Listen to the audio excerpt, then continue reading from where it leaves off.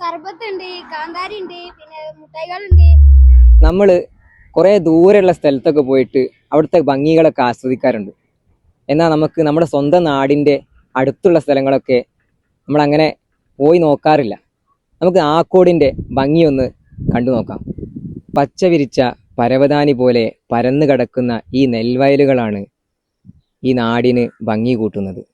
പ്രകൃതി മനുഷ്യർക്ക് മാത്രമല്ല, അത് മിണ്ടാപ്രാണികൾക്കും ഒരു ആശ്വാസമാണ്. ഈ നാടിൻ്റെ ആത്മീയ ചൈതന്യമായ ഈ പള്ളി ഒന്ന് നോക്കൂ.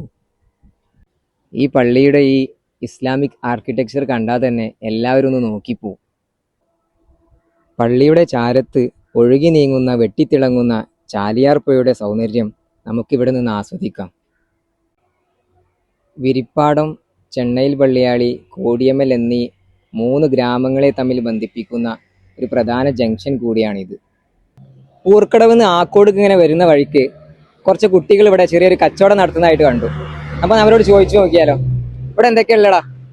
ഇവിടെ സർബത്തുണ്ട്, കാന്താരി ഉണ്ട്, പിന്നെ മുട്ടൈകളുണ്ട്. ഈ വെക്കേഷൻ സമയത്ത് നിങ്ങൾ ഇങ്ങനെ കച്ചവടം ചെയ്യാൻ എല്ലാ വർഷവും ചെയ്യാറുണ്ടോ? എല്ലാ വർഷവും ചെയ്യാറുണ്ട്. ഈ പുഴയുടെ ഓരത്തായിട്ട് ഒരു മക്കാമ് സ്ഥിതി ചെയ്യുന്നുണ്ട്. അതിൻ്റെ ഡീറ്റെയിൽ ആയിട്ടുള്ള വീഡിയോ നമുക്ക് പിന്നീട് ചെയ്യാം. ഇനിയും നമുക്ക് പുതിയ കഥകളും വിശേഷങ്ങളുമായിട്ട് വീണ്ടും കാണാം.